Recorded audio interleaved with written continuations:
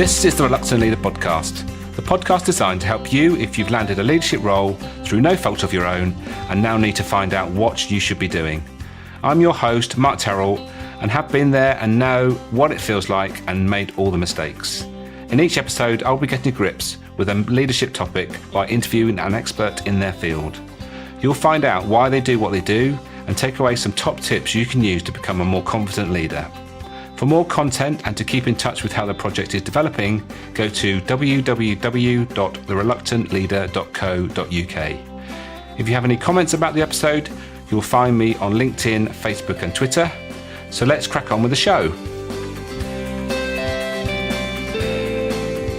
Today I'm talking to Amanda Downs. Amanda is a leadership facilitator, coach and commercial trainer who helps businesses to deliver their goals by getting the best results they can out of themselves, customers, stakeholders and teams. Amanda's corporate career has been in commercial roles in the world of consumer goods. Her last one was at United Biscuits, where she was commercial director for Ireland, based in Dublin. Amanda describes her training consultancy style as practical, high energy and interactive. She's not a fan of PowerPoint. She uses her wide experience to bring her programs to life with real life business examples. She recognises the power of influencing both internal and externally. It's about being aware that you may need to adapt your own style to connect more effectively. I hope you enjoy this chat we had about genuineness, and I will catch you all on the other side.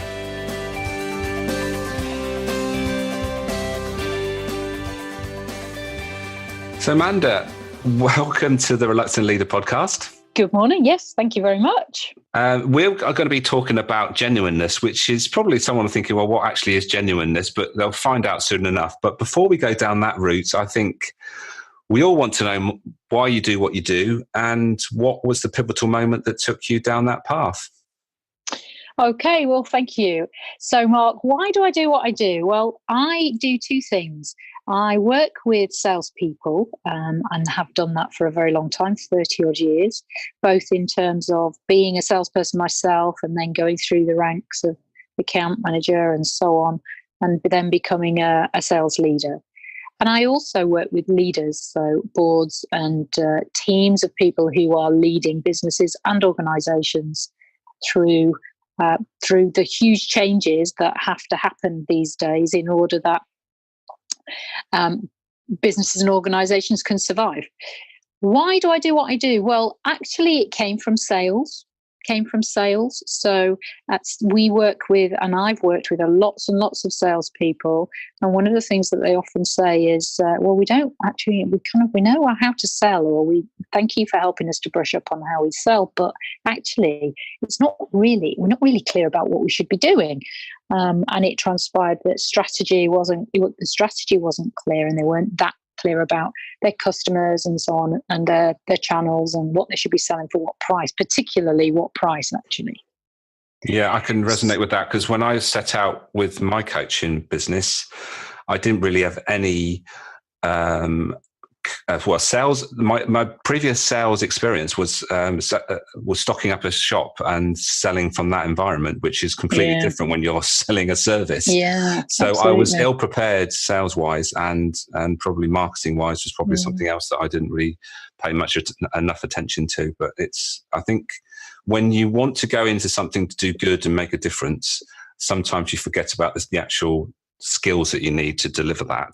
And that's where sales is so important.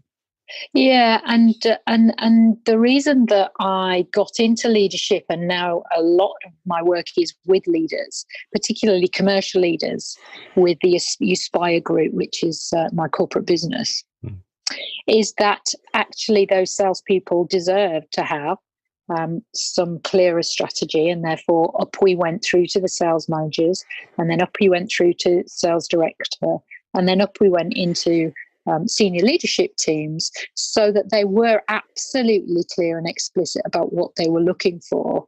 And that's not easy, and it changes on a regular basis, and therefore being clear as a leadership team what you want from your sales teams, is an important and ongoing process. So hence I then became involved with a fair number of leaders, and lo and behold also with other functions as well. And I became accredited in Liberating Leadership, which is the model that was developed by Stewart and Biddle. 25 years of research in terms of what makes a great leader. And the good news with that for me was, well, you don't need to be, some charismatic and with huge gravitas as a leader. You actually can develop gravitas through using the right processes and the models that work for you, and to use genuineness and something called positive regard, which I'm going to talk about before we do talk about genuineness. So actually, why I do what I do came from being a salesperson who wasn't that clear about what they were doing, to be honest. Yes. Yeah. So there we go. Yeah. And we can always learn more about sales. And that's what I've learned, is that you're never really, you can never learn enough about sales. And I think because I think it's one of those things that is constantly changing, and how people expect that sales process to go, the steps that we expect to happen is constantly evolving, and where that takes us is important to keep up to scratch with that. But we're not here to talk about sales, however interesting that is. We are here to talk about genuineness, and you've already mentioned it, and the connection with positive regard. So how do you see genuineness, and how important it is, especially in a leadership role? Okay, so I am going to go back to this attitude of positive regard, because these two attitudes for me are a couplet that you just can't separate. So the attitudes of positive regard as a leader and genuineness as a leader, for me, are what have been one of my biggest learnings. And let me tell you what I mean by positive regard. We all get out of bed in the morning aiming to do our best in whatever we do. And actually, if we think about people as doing exactly that every time they get out of bed and every time they come into work and present themselves in work, it's really, really helpful. So positive regard basically is holding people in high esteem, regardless of what they do or what their behavior is. Thinking to yourself, in a non-judgmental and non-assumptive way, I respect this person as a human being. This person's position is as valid as mine. This person is trying to do their best, and frankly, expects me to do that as well with them. And therefore, my first question is always, what's going on for that person? What's going on for this person, so that I can work out how best to work with them to solve or meet the opportunity, or whatever it is that we're talking about. So positive regard is critical if you're going to be genuine, because with an attitude of positive regard, if you are genuinely trying to help somebody, then there are some things that you need to do with them, some ways that you need to behave that demonstrate that trust, which is where genuineness comes in. Before I go on to genuineness, though, I'm just going to use examples of where I've needed to think about positive regard in sales, actually, with customers. So the first one was, I used to work I worked in food most of my life in sales roles before I started doing what I do in 2006. And I was working with a factory up north, and that factory made desserts. And I used to go up to the factory very regularly. We were working in own label desserts, and that factory had a lot of people in there who never actually been to see my customer. It was a retail customer, was based down south. Because this customer was doing something different and trying to find its niche in the market and give a point of difference to its shoppers, it was creating products which were not what the factory wanted to make. And as a result of that, I often used to go up there and hear them saying, "That beep beep customer," or "Can't believe what that beep beep customer has done now," and talking about the customer with total lack of positive regard, with no understanding really of what they were trying to do, what I was trying to do, and so on.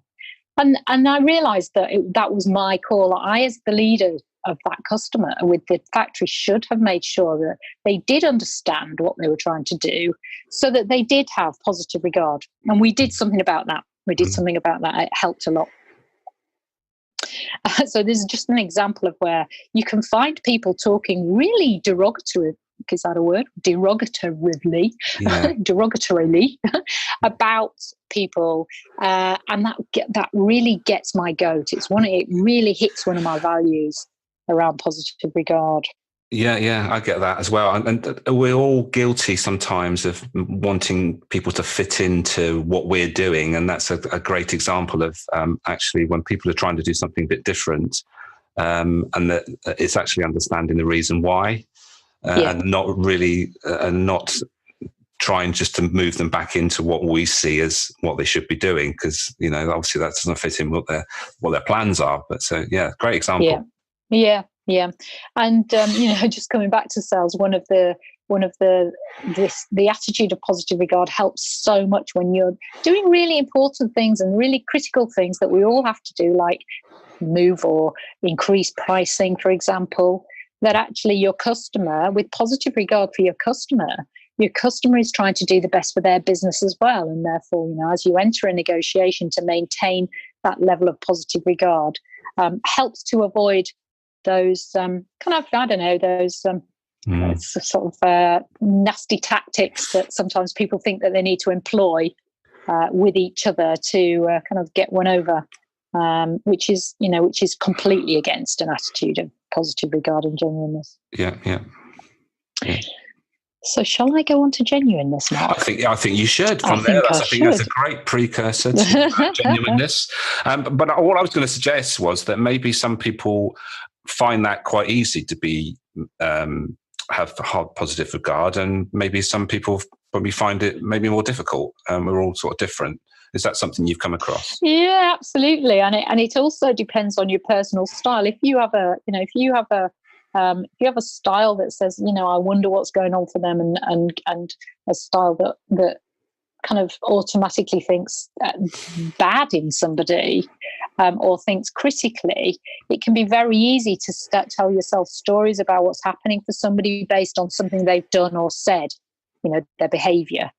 So that question, the key question to ask yourself when something happens, is deep breath, and particularly if it's a negative thing, is deep breath and think about what's going on in that person's head right now. What's happening for them that's making them behave in a certain way that I don't like, in whatever it might be, so that you can think about the best approach to them to help it to help resolve the situation. So where does genuineness fit in then, Amanda?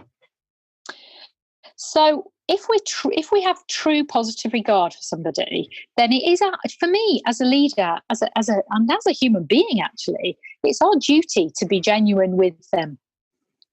And what do I mean by genuine? That's around being open and honest and frank with people, and actually with yourself, about a situation and what you think about it, and importantly, what you feel about it. So genuineness actually, does mean open up your emotions as well about, the impact on you. And therefore, one of the things that I've learned over time, and I will go back to sales and give you another example, is that, lying or changing the truth or being vague or just kind of not telling people things and keeping them in the dark, kind of mushroom mentality, is not helpful when it comes to work life. It's not helpful in any life, actually. So I used to spend a lot of my time as a salesperson back in the day when I sold food products, trying to explain and trying to kind of hide the fact that we'd run out of stock, for example. So we'd organize a promotion with a grocery multiple retailer, and then we'd run out of stock, and we'd have to kind of tell a story, spin a yarn about why there wasn't enough stock. And actually, it was so ungenuine, it was such a lack of positive regard for them in terms of what they did, and a lack of positive regard for myself, that I felt really bad about it, actually. So you've got to be genuine with yourself in the first instance, and be honest and frank and open about how you feel about something. And then here's the tricky bit, because if you are being truly genuine, then you need to give genuine feedback to the other person as a leader, good or bad. And that's not always easy. No, there's a certain amount of courage involved here, isn't there? Yeah. And I've just had a recent instance where I've had to be genuine and actually tell somebody what I was actually feeling. And for some people, and I include myself in that sometimes it feels uncomfortable, because I had a quick, as you do, Google on the word genuineness before we started. Yeah. And the first thing that comes up is about speaking your mind. Well, there can be negative connotations when you say speak your mind, because a lot of people say, they always speak their mind. But actually what we're talking about here is actually having that positive regard and speaking your mind, so that comes across as a genuine, almost like helpful way, rather than just saying something for the sake of saying it. Absolutely. Absolutely. So, my top tip, the way that I coach people and coach leadership teams, and this does gradually over time change culture, but it's not easy, is that actually to give honest, frank and open feedback as soon as possible. Feedback is a dish best served warm, as they say. In a genuine way, maintaining positive regard for them as a human being. So if you maintain that authenticity and positive regard and respect, and then you give somebody feedback that says, I saw or heard this happening, this was the impact on me, and therefore we need to talk about what we do next time, or can you stop doing that, or whatever it might be.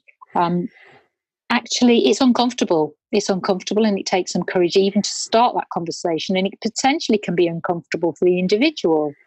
But every single time I've had that feedback from a place of positive regard and that genuine feedback, it's helped me. It really has helped me. And it can be really quick.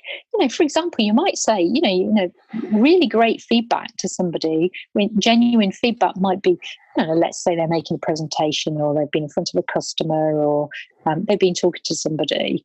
But I don't know, let's say they're using a PowerPoint slide that you couldn't read because there was too much on it, and you don't want them to do that again. And they were uncomfortable because they knew that, you couldn't read it all. To just say to them, Mark, slide 6 had way too many words on it, so I couldn't see the real message. And that made me feel uncomfortable and frustrated, because actually I wanted to be able to input to that particular point, and I couldn't because I just didn't get it. So next time, do you think you could make sure that you've got the message really, really clearly spelled out with fewer bullet points? Yeah. And that would really help. So that, it can be a quick in the moment thing, and at the same time, sometimes it needs to be thought through. So I don't know. I for example, there might be somebody who's not returning your emails. When you actually do get hold of that person, if it's really important that you and that person do communicate by email on a regular basis, just to say how it makes you feel. Mark, when somebody doesn't return your email, how does it make you feel? How does it make you feel? Yeah, well, it's just frustrated, isn't it? You get frustrated, and why haven't they replied? But I think what we don't tend to do is actually question whether they received that email. Exactly. So I suppose that's where that positive regard, thinking that they might not have got the message. So that's probably exactly.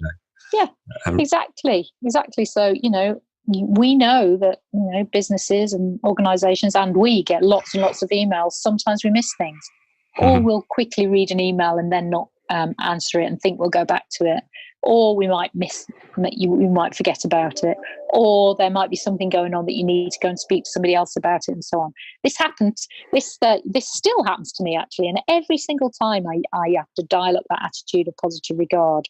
So as a leadership consultant, sales training consultancy, you have to send proposals to people. Usually what happens is you have a chat, you realize you talk about what your need is, and then you would send something written out to somebody. And sometimes that is answered straight away, and other times it can take quite a long time before somebody responds. And I used to tell myself all sorts of stories.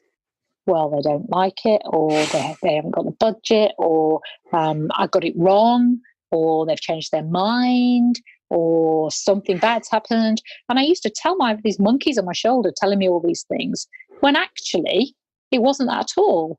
So maintaining positive regards, I needed to pick up the phone and leave a message or give a call to say, how's it going? I see you've not answered my email. I'm just wondering, I'm just wondering whether I've done the right thing, or it's a bit frustrating. So I just thought I'd pick up the phone and see if everything's okay. Yeah. It's quite a courageous conversation to have. By the way, CRMs help with this, because if you all you need to be able to do is go back and have a look to see if they have opened your email, and when. That's very helpful as well.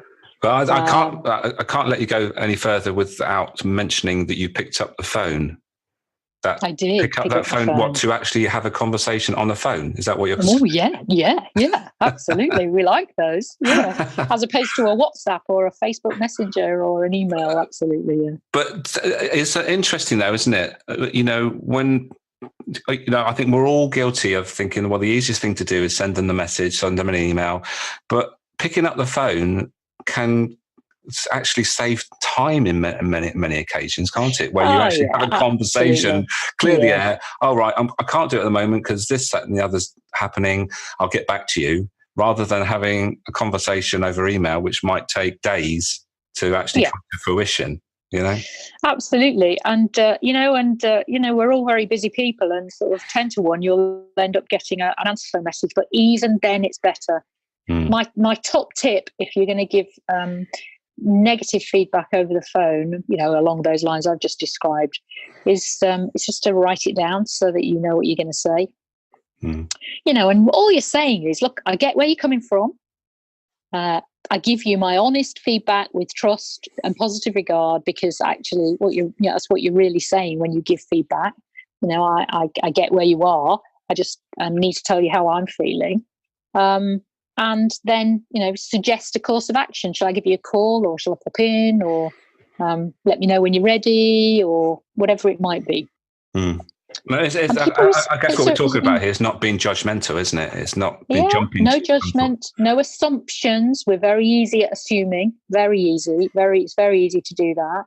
And also respect for the other person. Genuine respect. So that's where this positive regard, genuineness. I don't know which comes first, genuineness or positive regard, but they are interchangeable. To be, to be constantly thinking about what's going on for them. Yes, and it's so easy just to get stuck in our own world as to what we want to happen, and what we don't know is actually what's going on there in their world. Anything could be happening, and it's not assuming anything, is it? And really genuinely anything could be happening. I've sent proposals to people and they've left the business. Yes. I've sent proposals to people and they've become ill, or they've had a bereavement, or, they all sound like horrible catastrophes, but, things happen to people. Yeah. Things happen to people, and things happen to you, and just being genuine. Another example of genuineness is nowadays, there used to be a time when I used to make excuses if I was late for a meeting. I don't know whether you've ever done that, Mark. I might have, yeah.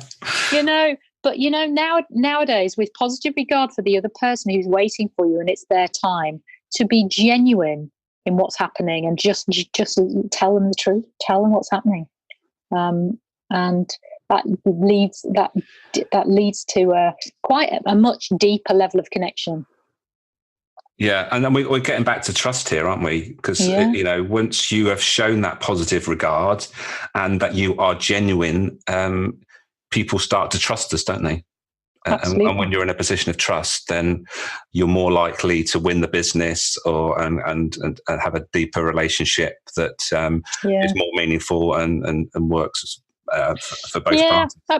Absolutely. And this is why I so love these two attitudes in particular when it comes to being a leader, because actually, particularly in my line of work, which is sales gets a bad press. It's kind of seen as a dirty word by a lot of people, small and large businesses, even though the large businesses won't admit it. And actually, the reason that it is seen as that is that, you're back to the snake oil salesman in the Wild West, that, sell me something and disappear and never be seen again. Now, long gone are those days. But the fact is that people still feel like that sometimes about sales. And that's because with lack of positive regard, a salesperson somewhere in their life has sold them something that they didn't really need, and therefore they didn't trust them. Yeah. So it's a really important these two attitudes are really important when you're in sales mode, when you are, business developing, and when you're talking to a customer or a client about your products and services, which is why I wanted to talk about them today, really, on this podcast. Yeah, and that was the reason why I wanted to talk about it, because it's probably, when we talk about leadership, I don't think many people would have thought about being genuine as being important. But the more we're talking about it, and the more I'm sure people are listening to this, they will realize that genuineness is really the cornerstone of good leadership, because you're going to get far better results when you're coming from the right place. Because I think that people, connect with that and feel it, even though if you don't think they are, people feel that genuineness and obviously that positive regard. Because if you're in that, you want the best for them. If we're leading a team, if you're always going in with the mindset of that, I want the best for you, because ultimately that is the best for the business and makes my life better as a leader, then that's a far more authentic place to come from than trying to, force people to do things and almost like underhandingly force them to do something, which really doesn't feel very good, does it? Yeah. I mean, in the first days of leadership, that command and control approach worked, and sometimes it still does work. But actually, that the authenticity to just be yourself, encourage others to be themselves, maintain that level of positive regard, and then be genuine. Now, and again, it takes courage to be genuine. And also, and Brené Brown talks a lot about vulnerability. You need to actually sometimes admit that you don't know, or that you're wrong, or that something's really affected you negatively, in that feedback. And that does take courage, and it does take a level of a willingness to feel uncomfortable sometimes, to make sure that we get the best out of each other. And also, I guess, not taking what is perceived as the easy route short term, because in the long term, that's actually going to cause more problems for us if we're not being that genuine. And the easy route is to not say anything, and so many people do that. And then, most of my coaching conversations when I'm coaching leaders are about them wanting to say something to somebody. Could be a peer, could be a boss, could be somebody that worked with them, could be somebody in another function that's really frustrated them, and that actually is causing them sleepless nights. And that they need the courage to be able to do that. So yeah, we mustn't underestimate that. It does take courage, but I always say that it just takes 3 seconds to start a sentence. Yes. Just 3 seconds to start a sentence, and you're in. No going back. And also, I've got this a little bit of a thing about not talking yourself out of something that you think that you should do for the right reasons as well. As soon as you start thinking, or allow that to start in that internal dialogue as to, I don't think I'll do that for X, Y, Z, A, B, C, and D, then after most of the time, I found I've sort of regretted. Maybe I should have said what I felt that I should have said at the time. Not just I wanted to criticize someone for the sake of it, and that I wanted just to say, well, what I felt was worth saying, and it's coming from the right place. And that point that you've just made is critical, because actually, if you are really genuine and authentic, and you describe how it made you feel, so I was frustrated, or it frustrated me. It frustrated me, not people were frustrated, or I think so-and-so might have been frustrated. That if it comes from genuine personal feedback about your emotions, there's no getting away from it. That's how it made you feel.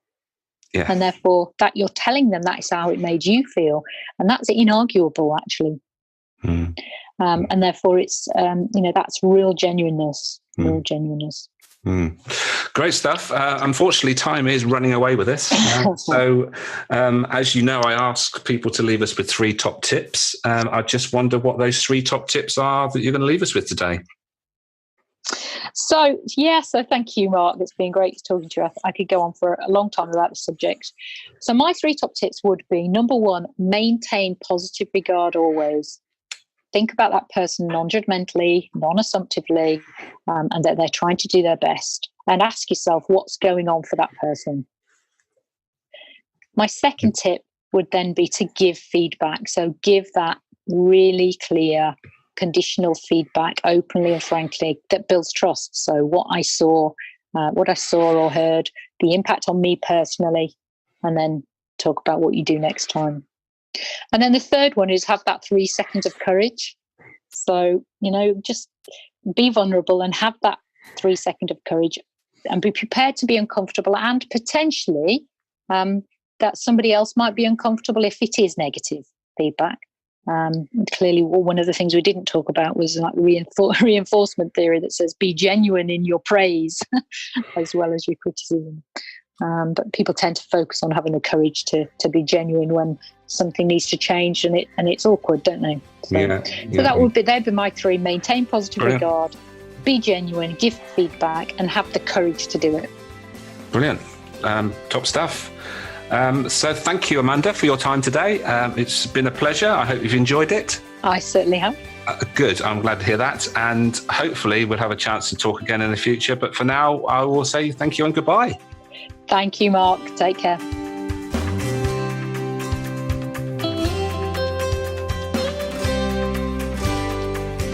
Thank you for listening to this episode. If you enjoyed it, please take a moment to leave a review. Don't forget to check out the Reluctant Leader project at www.thereluctantleader.co.uk. Make a note to start, stop or continue doing whatever struck a chord in this episode. And until next time, be the best you can be.